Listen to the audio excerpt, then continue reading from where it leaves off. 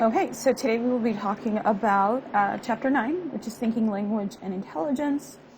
In the syllabus, it was titled Reasoning and Decision Making, and as we go through the chapter, you'll understand why I labeled it that, even though the chapter's name is Thinking, Language, and Intelligence. So first, let's talk about how the mind works. So we talked about how it works physically when we talked about the brain. So of course, messages go down neurons. They're made up of action potentials, which are electrical signals. But how does the mind work in another sense? So most of what the mind does is through thinking and cognition. Now, often these terms are conflated with one another, but cognition and thinking are distinct. So cognition encompasses all mental activities and attributes concerned with information, such as learning, language, intelligence, transduction, or converting one form of energy to another. Thought, on the other hand, or thinking, is the active process of working with information to solve problems, make decisions, increase knowledge, or fantasize. So think of thought as your working memory. So thinking is composed of two primary components. These are mental images and concepts, so things that you can hold in your mind, in your mind's eye. So what are mental images and concepts? Mental images are representations of information in visual form, whereas concepts are mental categories or groupings where we place people, places, things, events, and ideas that have characteristics and qualities in common. So concepts have features or attributes that define them, and they can also have clear, black or white, or fuzzy, life or death boundaries. So an item thought to be a particular ideal representative of any given concept is known as a prototype. These are the way that thinking, or the two subcategories of thinking. So now that we know how the brain works, let's talk about how decisions are made. And also how the brain thinks. So within dual systems theory, they propose that there are two systems of thoughts. So first, we have system one, which is an intuitive system. When we think these thoughts are very fast, they're automatic, they're effortless, and implicit, which means that they occur below conscious awareness, and they tend to be emotion-based. System two, on the other hand, is a lot slower, is more conscious and effortful. It's explicit. That means that we can name it, and it happens above conscious awareness, so we are aware that it's happening. And it tends to be logical. So based on dual systems theory, do you think that there's a time that thinking with system one would be better than system two? So for system one, again, it's an intuitive system. It's fast, automatic, effortless, and implicit, whereas system two is slower, conscious, effortful, explicit, and logical. So let's say that a car was speeding towards you and you had to make the decision of either braking, changing lanes, or speeding up to avoid the collision. Do you think it would be faster to rely on system two, which takes a lot of time, is effortful and logical, or system one, something that's fast and automatic and implicit? So in that case, because you have limited time to make a decision, it would be better to rely on system one than it would be to rely on system two. If you have to weigh all the pros and cons of each option, by the time you actually make a decision, you probably will have already been in an accident. System one might be better. However, there are times when system two might be better when you're making a decision. So for example, when you're thinking of what college to go to or what career you want to pursue, it might be a lot better to rely on system two, given that the college you go to and the career you want to pursue might have a lifelong impact. Thus, you might want to take some effort and apply some logic when trying to consider those decisions. So what I want to illustrate here is that neither system is better than the other. It just depends on the context. So sometimes system 1 is better to employ, sometimes system 2 is better to employ, depending on a decision, but both have their time and place. Okay, so I like to think of system 1 and system 2 by remembering this picture. So this might be on the exam, for example. So clearly a system 2, when you're using your brain versus your heart with system 1, system 2 process is not required for every decision we make. In most situations, our system 1 thinking is quite sufficient. It would be impractical, for example, to logically reason through every choice we make while shopping for groceries. But preferably, system 2 logic should influence our most important decisions, like I mentioned on the last slide, like choosing your career or your college, the college that you wish to attend. But we do use our system 1 processes for most decisions in life, relying on it even when making important decisions. So the key to reducing bias and improving our decisions is to transition from trusting our intuitive system 1, which often intuition is code for your feelings, and transition into thinking more along the deliberative system 2. However, there are some environmental obstacles that we must overcome. The busier, more rushed that people are, for example, the more that they have on their minds, and the more likely they are to rely on their feelings or their gut instead of their brain. The frantic pace of professional life suggests that executives, people who are making really important decisions for their companies, often rely on system 1 thinking. All right. So how do we use thinking to solve our problems? So how do we engage with concepts in our mind's eye to solve problems? So problem solving. A problem is an obstacle that stands in the way of achieving a goal. So there are 4 common problem-solving strategies that we engage in.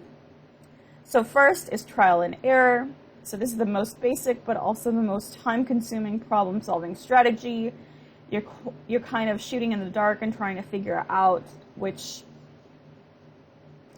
proposed solution will work, but you don't have a hypothesis. You're just trying things as they come to your mind. We also have an algorithm. So this is a step-by-step set of systematic instructions. So this could be, you have a certain set of hypotheses. So for example, recently, my car remote hasn't been working, but it hasn't been working just from the driver's side door. It's been working for all the other doors. So I was doing trial and error for a while, and I'm still doing trial and error, but I should probably take an algorithm approach where I have hypotheses, right? So maybe first I thought it was the battery for some reason. So maybe if I change the battery and it still doesn't open my driver's side door, then maybe I can test another hypothesis, and so on and so forth, and not just shooting in the dark. Then we have a heuristic, which is a mental shortcut. And then we have insight. So these are aha moments, and these occur after viewing a problem from a different perspective. So creativity involves, or sometimes finding problems and solving them involves some creativity. So viewing a problem from a different perspective. And there's no established definition of creativity, but we can think of it as a syndrome or complex set of behaviors that include at least some of the following. So we have originality. So creative people are able to think outside of the box, and their work represents new ideas or understandings. Utility. The output or work of creative individuals is considered useful or valuable. And of course, creativity also usually involves flexibility. So if one idea doesn't work, you can flexibly move on to the next idea. So Of course, we do have biases when we are considering our decision making. We're not always rational. So there are a few cognitive biases that we have that affect our decision making.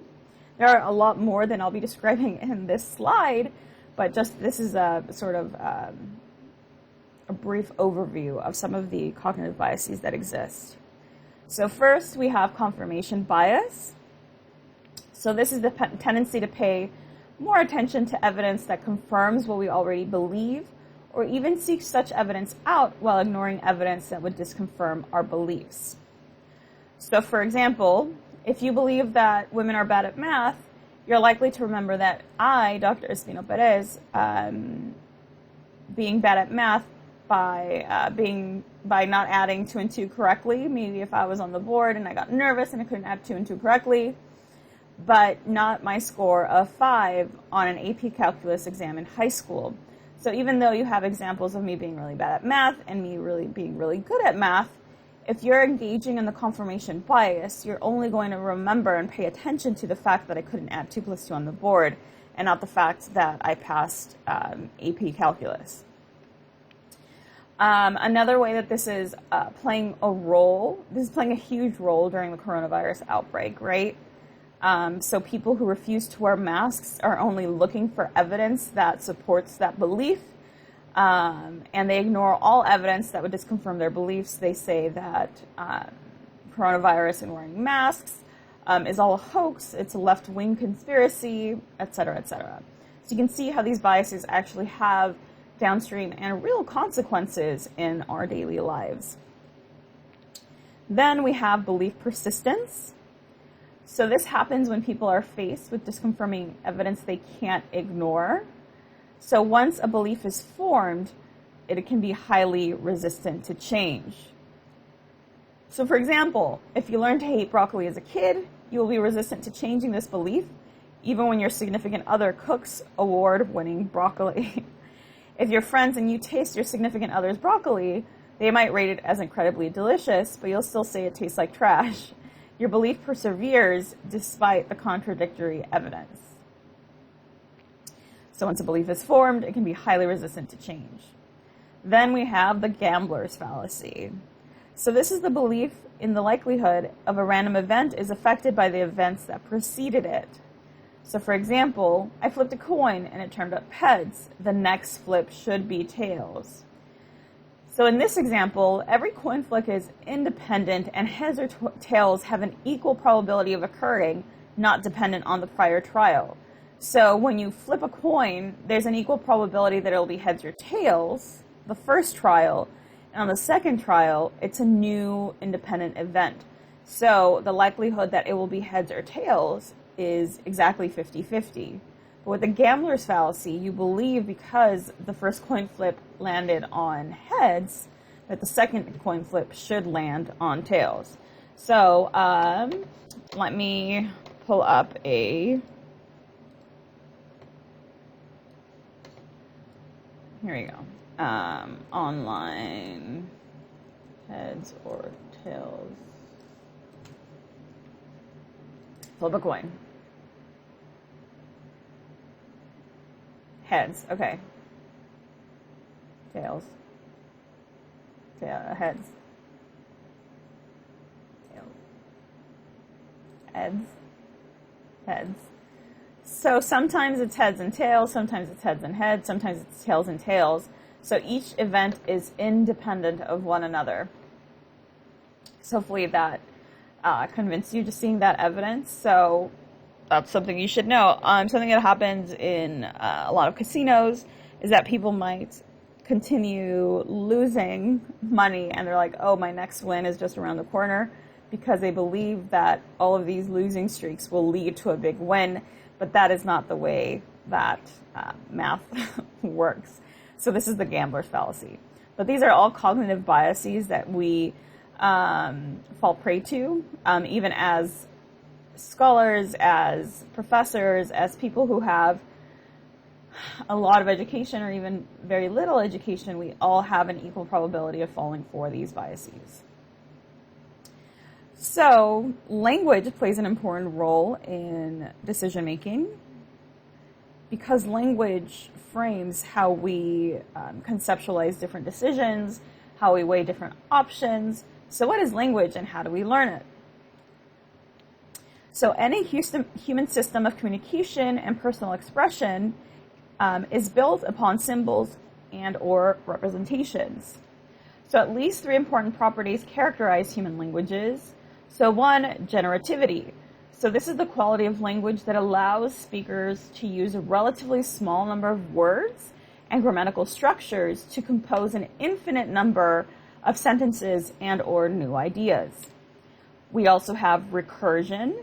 So this is the quality of language that allows any sentence to be extended indefinitely. And then we have displacement. So there's the quality of language that allows you to discuss things that don't exist in other places, or are about abstractions. So even though probably none of you have been on the moon and I have not been on the moon, we can still talk about the existence of the moon. Even though we've seen it, we haven't really been there. So displacement speaks about how we have that language to describe things that we haven't personally experienced. So, internal language faculty is a notion that human beings possess innate, specialized cognitive structures dedicated to acquiring and using language. So this is sort of in contrast to the tabula rasa. So we are born with cognitive structures that help us process and understand language. And all languages in support of this theory possess a universal grammar. There's a basic structure or a set of intrinsic rules. So connectionism within the theory of internal language faculty denies the existence of an internal language faculty. And this argues that mechanisms of the mind are plastic. So this is highly flexible and adaptable.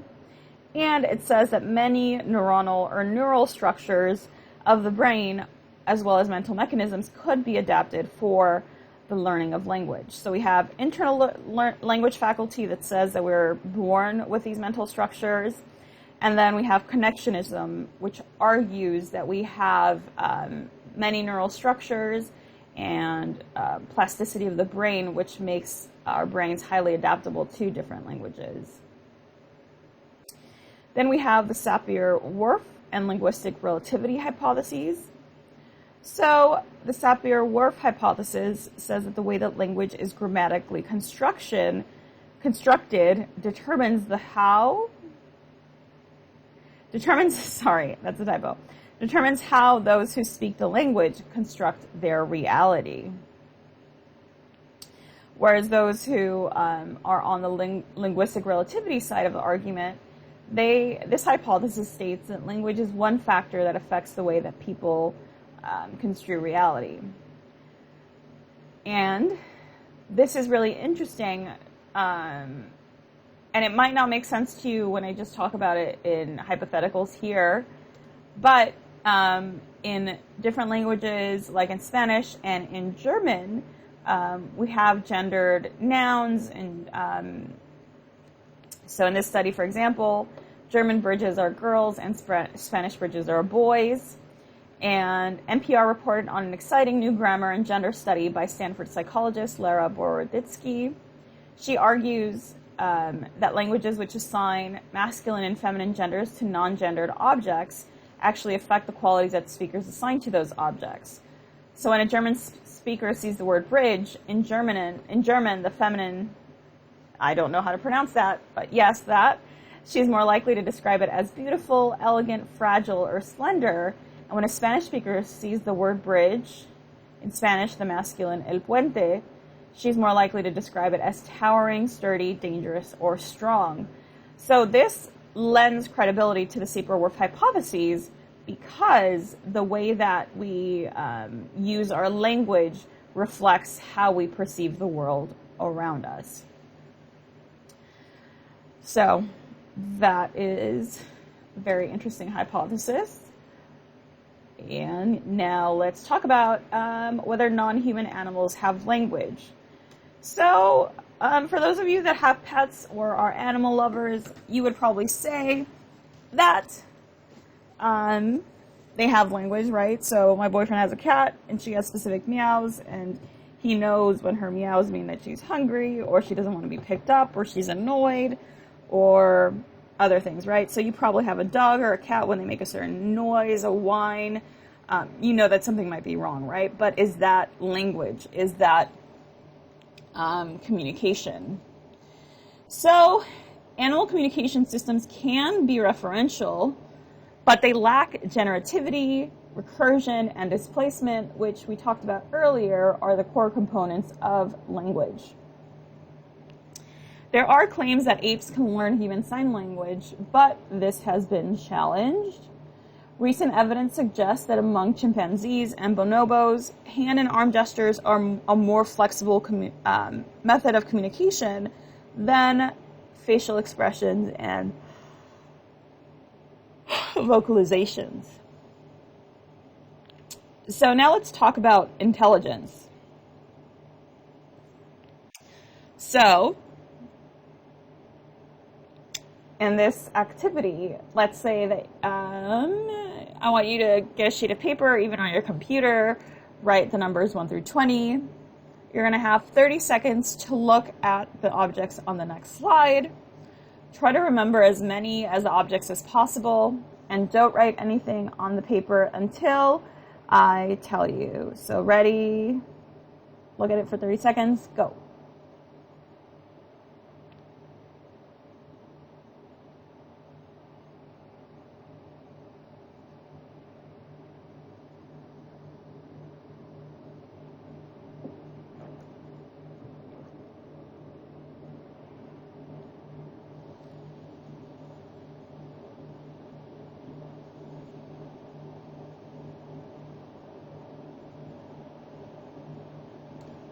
All right, so write down the 20 items you saw on the previous slide. You have 1 minute.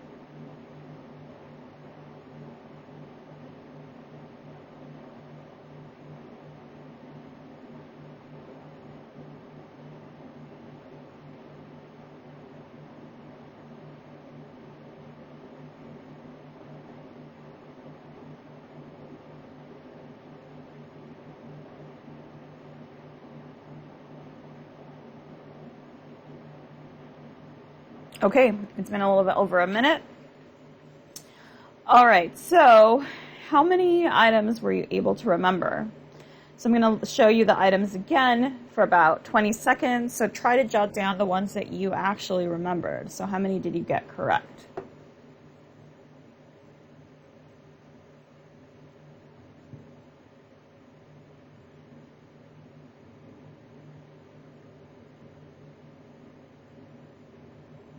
All right, so how many did you get correct? So do you think that this test measured your intelligence? If not, what do you think it measured instead? So some of your answers might be that this test was inadequate because it only measured memory, or it only used visual stimuli, it only used images of objects that might be familiar to some cultural groups but not others.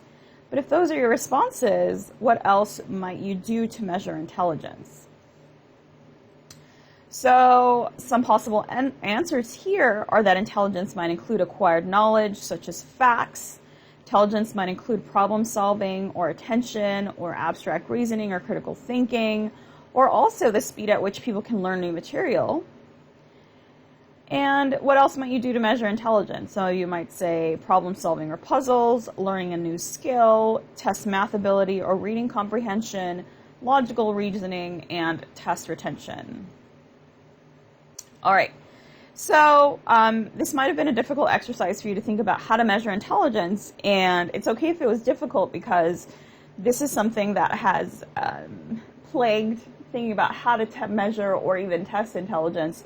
This plagued psychologists for quite a while. So I'm going to discuss the history of intelligence testing and some different theories on what intelligence is and how it has been measured.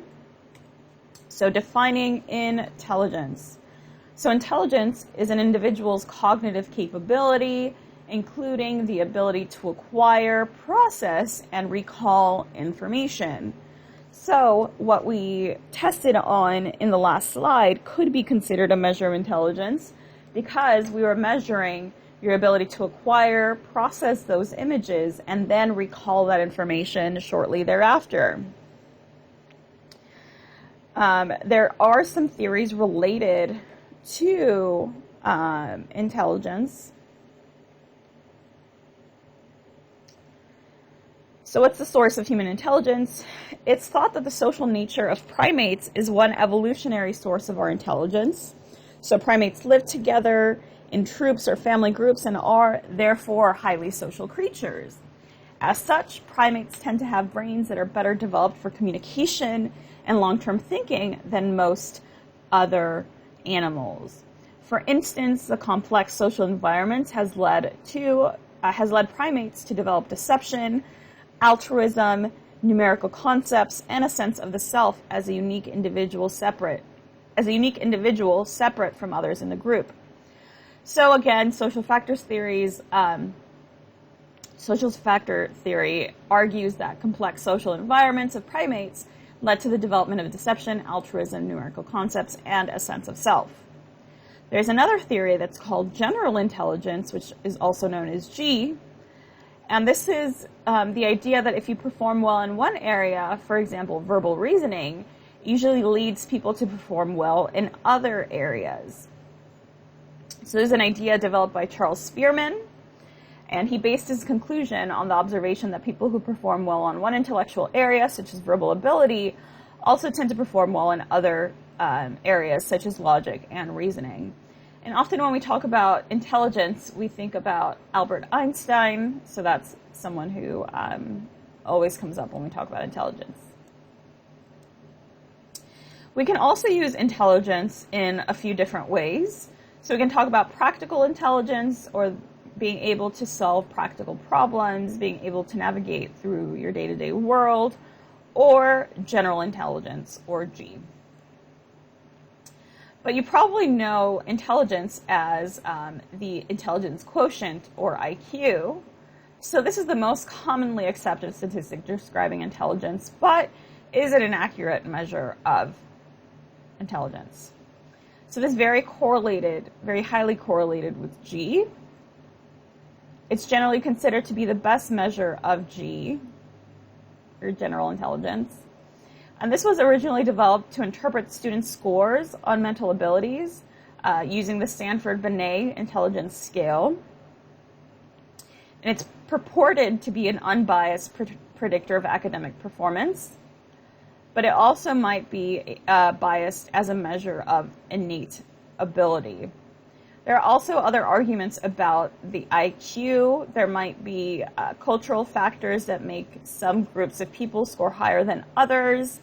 IQ also has a history of being racist and classist, such that different racial or ethnic groups score lower than others.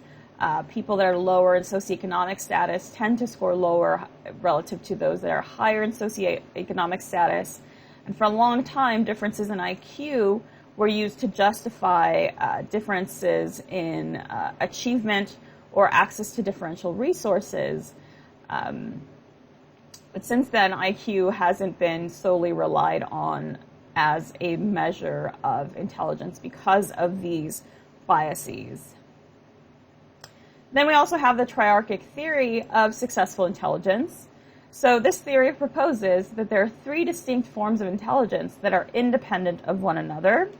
So first we have analytic intelligence. So this is the person's ability to solve the sorts of problems one would ordinarily find in an academic setting. So being able to reason through college courses and exams. Then we have creative intelligence. So this is a person's ability to use insight to solve new problems. So solve a problem that you haven't seen before, so to think outside of the box.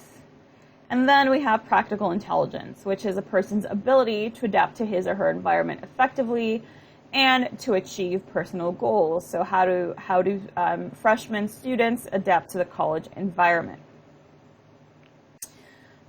So we've talked about a few theories related to intelligence. So now we're going to talk about another one.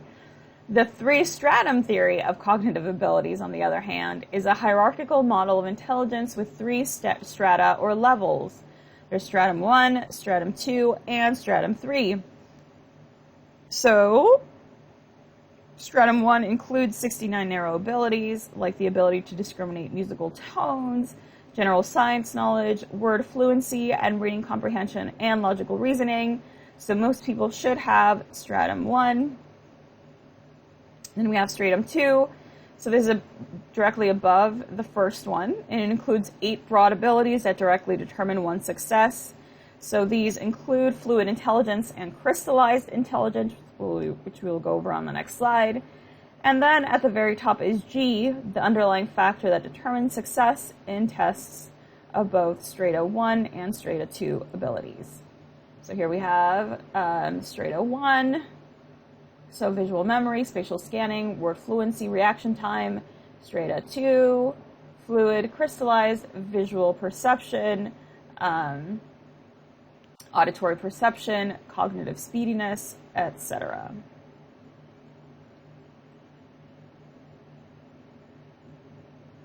So can you think of other definitions of or types of intelligence that might exist? So what about street smarts and book smarts, or the idea of multiple intelligences? There are different kinds of intelligences, right? So some people can be really book smart but not know how to navigate the world or do laundry or engage with other people. There might be people who aren't really great at academics but might be great at sports or might be great at socializing with others. So I think some of these intelligence tests have a very narrow definition of intelligence. People are really good at different kinds of activities, and sometimes these tests do not capture the full range of human potential or activities. So this three-stratum theory of cognitive abilities was created by J.B. Carroll, who reviewed over 400 data sets in order to divide intelligence into 3 levels, descending from the most abstract down to the more specific. Carroll called the highest level G, and under this are more specific strata, such as fluid intelligence, etc., etc. So what is the difference between fluid and crystallized intelligence, you might ask? So Carroll's work in describing types and levels of intelligence inspired most of the work done by Horn and Cattell, who distinguished between fluid and crystallized intelligence. So fluid intelligence is the ability to think on your feet, that is to solve problems. If you're given a pop quiz, this is the ability of you to bring information back into your working memory and actually think on your feet. Crystallized intelligence, on the other hand, is the ability to use your language or more basic skills from strata 1 and experience to address problems. So you pull information from strata 1 to apply to the situation. Importantly, younger people can adapt to new situations and use trial and error to quickly figure out solutions. So younger people tend to be better at fluid intelligence, whereas older people tend to rely more on relatively superior store of knowledge to solve problems. So crystallized intelligence. All right, so where does intelligence come from? Intelligence in the sense of the way we've described it so far, as measuring cognitive abilities. So what contributes most to intelligence are genes and the environment. So 50% of the differences in intelligence scores are due to genetic differences, so on your parents' intelligence, etc. But 50% of differences in intelligence are also due to environmental factors, such as receiving enough nutrition, getting access to quality education, etc. And as a child grows, the genetic contribution is more pronounced, while the influence of environment becomes less pronounced. So not just because you have a high IQ score doesn't mean that you are the most intelligent person in the world. And just because you have a low IQ score doesn't mean that you're destined to fail at life, because, like I said before, IQ tests do tend to be highly problematic, controversial, and also very susceptible to environmental factors, especially as you're younger. So there have been ethnic differences in intelligence test scores. So group differences in test scores, that's not generally controversial, but the question of why the differences exist is controversial. So sociocultural theorists, so these are people that study differences between cultures, cite factors like poverty, racism, poor schools, and cultural attitudes as a reason for differences in IQ scores between different groups. So of course, if you're living in poverty, you might not have access to high quality education.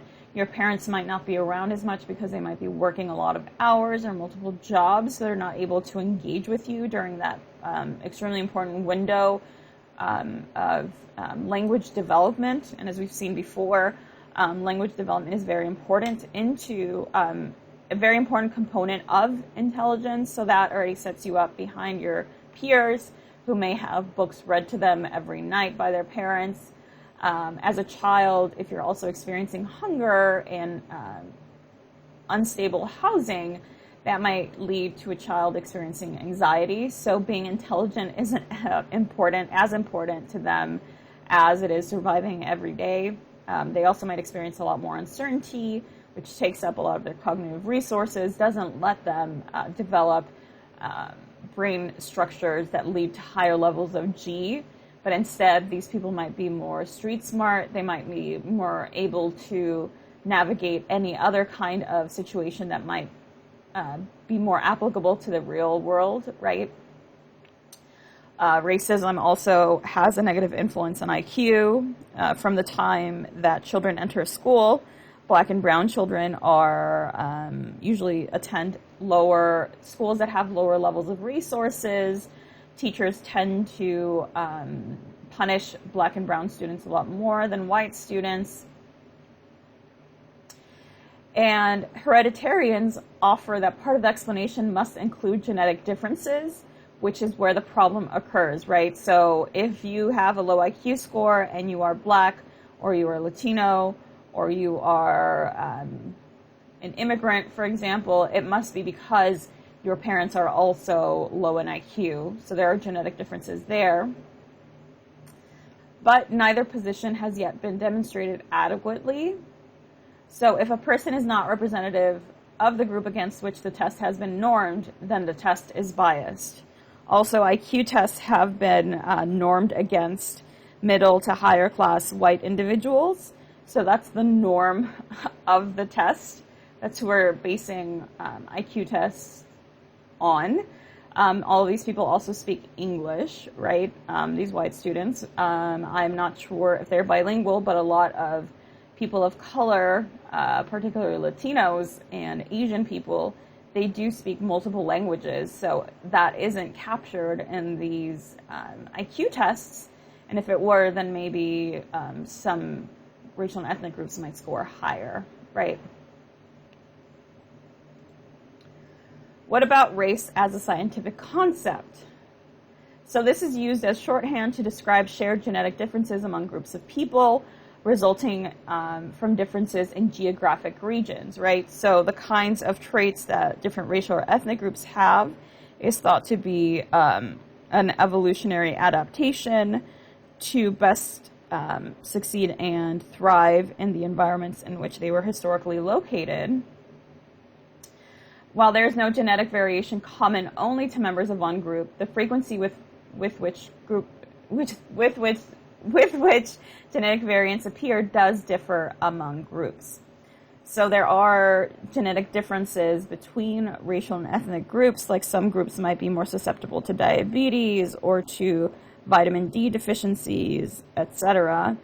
So those facts are true, but the problem arises when we try to, as scientists we try to explain differences in IQ based on race. So I just wanted to bring up those controversial thoughts because they do come up and they will continue to come up.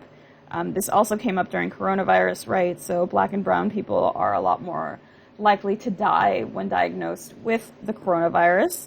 And some politicians and talking heads on CNN and Fox News and things like that were saying that the reason why black and brown people were dying of coronavirus at higher rates was because they have poor hygiene, they live in poverty, they have access, they have a lot of people living with them, et cetera, et cetera. So it's placing blame on these cultural differences without taking into consideration that black and brown people do tend to live in higher levels of poverty and tend to work essential jobs where they don't have a choice of whether they get to stay home or not. Relative to white people, a lot of white people don't have essential jobs. Not everyone, but many white people don't have essential jobs, so they don't have to go to work. So they have the choice. So all of these differences. So whenever you see someone mention differences based on race or class or things like that, and blame minorities or blame lower socioeconomic status individuals or blame women, for example, for their plight, I want you to push a little further and ask other questions. Like, could it be because of these other confounds, like lack of access to health care, not having health insurance, working essential jobs, and not being able to choose to not go to work, as reasoning for those differences? Okay, so I think I wanted to end there. And I'm so happy that we got through all 6 weeks together. I wish you all the best of luck in your courses at Western Oregon. I also want all of you to do really well on the final. Hopefully you can take another class with me in person. I promise classes are a lot more fun in person than they are online. And if you ever have any questions about psychology as a major, about my work, so I do a lot of work on race and stereotyping and prejudice, feel free to email me. And if I can help you in any way in your journey at Western, whether it be in-person classes or classes online, please be sure to be in contact with me. I'm more than happy to help you succeed in this class as well as in your career as a student at Western. I'm more than happy to help you and help you thrive at Western. So it was great having you all in class. I'll miss you, and congratulations for finishing the 6 weeks. It was pretty tough. So I'll put the exam up soon. All right, see you later. Bye.